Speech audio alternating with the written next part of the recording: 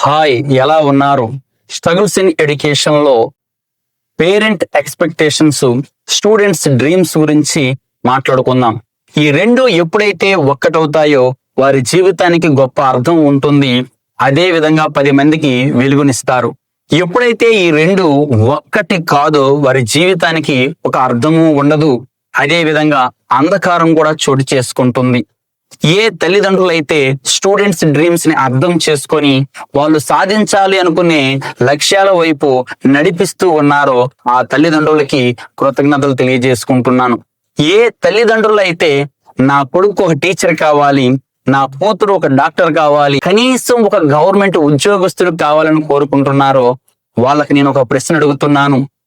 మీకు మెచ్చిన ఉద్యోగం సాధించడమే వారి జీవితానికి అర్థమా? కాదు. కానీ మీరు అంటారు వెంటనే, ఏమని? మాకు నచ్చిన ఉద్యోగము పిల్లవాడు చేయడం తప్పేముంది, వాడు గొప్పవాళ్ళ ఉండాలనే కదా మేము కోరుకున్నాము అని మీరు అనుకోవచ్చు. మీరు కోరుకుంటుంది ఆ సాధించే సామర్థ్యాలు పిల్లవాడిలో ఉన్నాయా లేవనేది కూడా మీరు ఆలోచించాలి. మీ ఎక్స్పెక్టేషన్స్ కి రీచ్ కావాలంటే వాడి సామర్థ్యాలు కూడా అందుకు ప్రోత్సహించాలి. పిల్లవాడు ఎటువంటి జీవితాన్ని కావాలని కోరుకుంటున్నాడో, మీరు ఎటువంటి జీవితాన్ని కోరుకుంటున్నాడో, ఈ రెండు ఒకటైతే అద్భుతం. ఈ రెండు ఒకటి కాకపోవడం వల్లనే పూర్తిగా వాడి ఉనికిని కోల్పోతున్నాడు.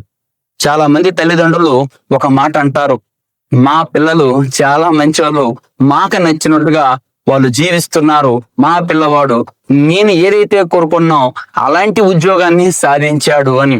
ఒక్కసారి వాళ్ళ జీవితంలోకి మీరు తొంగి చూస్తే మిమ్మల్ని గెలిపించడం కోసం వాళ్ళ బాల్యం మొత్తం ఓడిపోయి ఉంటారు. అంటే పూర్తిగా త్యాగం చేసి మిమ్మల్ని గెలిపించారు అని అర్థం.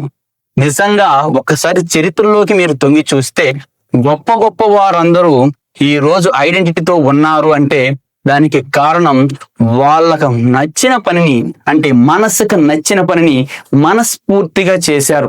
వాళ్ళ సామర్థ్యాలకి ఆత్మవంచన చేసుకోకుండా వాళ్ళు ఎదిగారు కాబట్టి గొప్పవాళ్ళు అయ్యారు.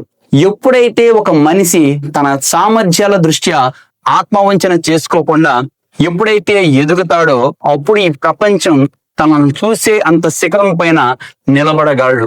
నిజంగా మన పిల్లల్ని మనం ప్రేమిస్తే వాళ్ళకి రెక్కలను ఇవ్వాల. వాళ్ళ సామర్థ్యాలు ఎక్కడ ఉన్నాయో, వాళ్ళ డ్రీమ్స్ ఏమనుకుంటున్నారో ఆ శిఖరాల వైపుకు నడిపించే దారుల్లో మనము నడిపించాల. అలా నడుస్తున్నప్పుడు పిల్లవాడికి ఎదురయ్యే సమస్యలు, ఎదుర్కోవలసిన పరిస్థితులు ఉంటాయి.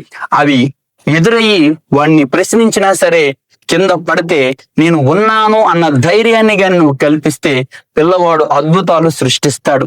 అందులో ఎటువంటి సందేహము లేదు.